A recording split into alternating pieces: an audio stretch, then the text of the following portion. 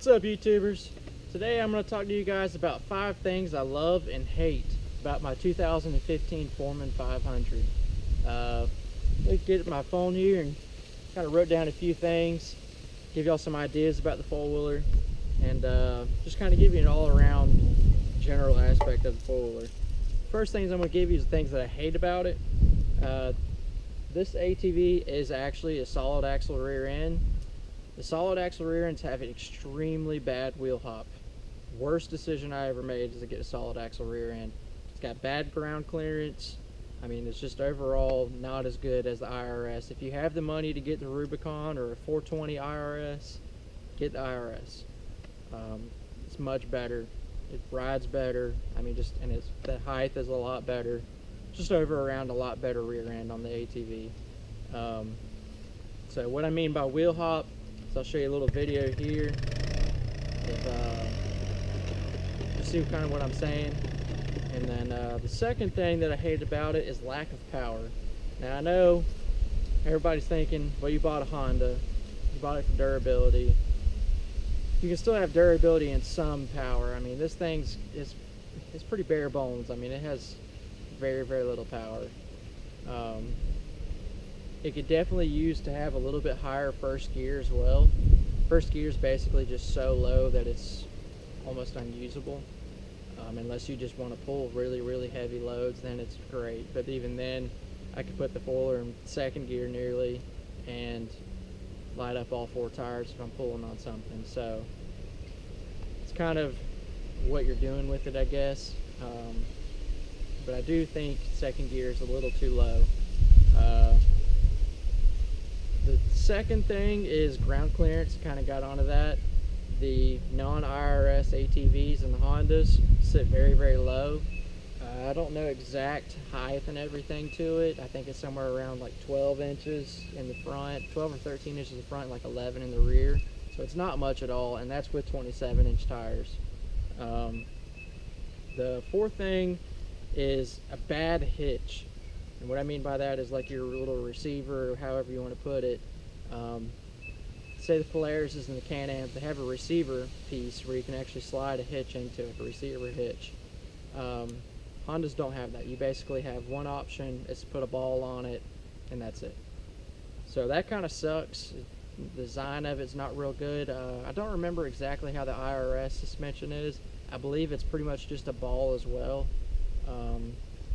But it would be nice to have a quick exchange of different ball sizes if you're wanting to move around trailers or anything like that. And number 5, I'm kind of really starting to pick through and find bad things about it, is ride comfort. None of the Hondas have the ride comfort, I would say, as a Can-Am or a Polaris. I would say the IRS Hondas are just as good as the Grizzlies and the Suzukis and everything, but I've ridden a bunch of Polarises, and the Polarises, I would say, probably have the best ride comfort as far as suspension goes, but the Honda has the best comfort as far as width goes, because your legs are not just sit there and spread out real far because you have a CVT right between your legs. So it's very narrow as far as the seating position and all that. That's very comfortable, but suspension wise, not very comfortable whatsoever. So those are things to kind of think about. Now, kind of ran out of things to say bad about the four-wheeler. Other than that, the 5 things I love about this four-wheeler is the hands down durability. That's the number one thing. If you're a person looking to get an ATV and you want something you just hop on every day and not have to worry about it fail, Hondas all day long. Only four-wheeler you can go with. I mean, doesn't matter what you're looking at. Second thing is electronic locking front differential. Basically, if you don't know what that means, Can-Ams have a visco lock, and basically when one tire starts spinning fast, it locks in the other one. They have a really bad tendency to fail. Hondas, there's a switch right here. You push in 4-wheel drive, 10-gauge 4-wheel drive as you see, and then you flick this little switch up here, and your front tires are 100% locked. They will not slip. One tire will not slip more than the other. All 4 tires spin the exact same speed no matter what you're doing, unless you break an axle. So that's a really, really nice option to have. I do know that Can-Am does have their new smart locking differential. From what I hear, is they're not planning on putting it on the ATVs. I think that's a huge mistake on their part. I think a smart locker should be in everything. If it's something off-road oriented, you need to have the capabilities having all 4 tires locked up at the same time. All you gotta do is put a little switch on it. That's it. The third thing that I love about it is the manual gearbox. I do like the fact that I can hold it in gear and I don't have to worry about do I have enough gear? Is the motor is it gonna spin the tires over? I know I was just complaining about how first gear is so low, but you can put this thing in first gear, put it in any mud you want to, however deep you want to, and it's going to spin the tires up to an extent on tire height. I think it's about a 28. That's pretty much the limitation, because I get in some pretty nasty gumbo clay mud and stuff. So I have had, for these tires when they were brand new, the tires measure out like to pretty much a true 27. I have had when these tires were brand new, I was in some very, very thick clay. I had to put it in first gear, and it still kind of hesitated, but once it got spinning, it everything was fine.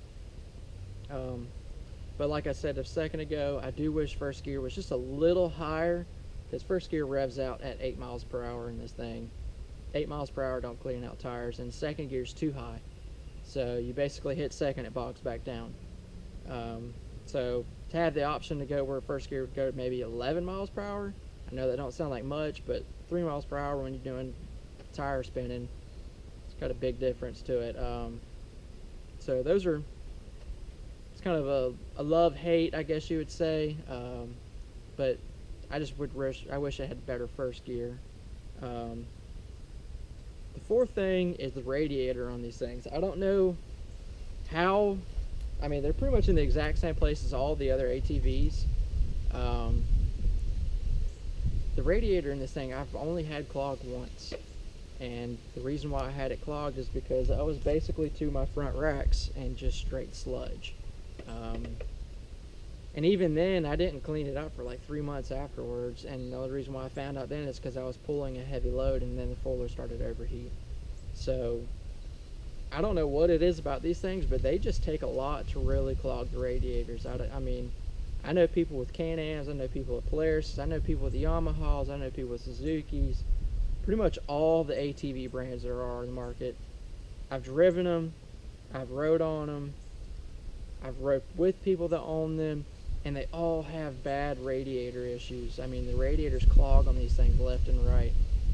And I go through the same things they do, and they got bigger, faster ATVs than I do, and they're constantly having to wipe the radiators out with their hands or something like that, just because the ATV is overheating constantly.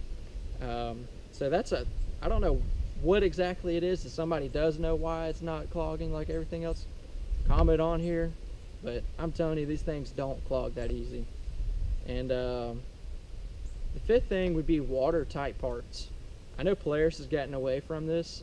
Marine grade plugs, where the water doesn't get into any of the little plugs for like where wires meet together.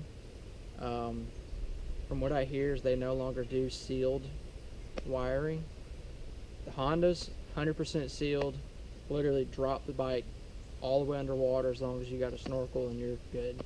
I've never had any issues out of this thing. I've sunk it many, many of times. I mean, it's like I said in the beginning of the 5 things I love about it, durability of these things are just ridiculous. Now I'm going to throw in a 6th thing on here. It's not an option on all the ATVs, but it's definitely something that I love. I have power steering on this. I've never had power steering on any of my ATVs before this. They've all been older, and after having power steering, I don't know if I would go back to one without it. I mean, it's especially when you mud a lot. Now I will tell you one thing that is about this power steering: if it overheats, it shuts itself down.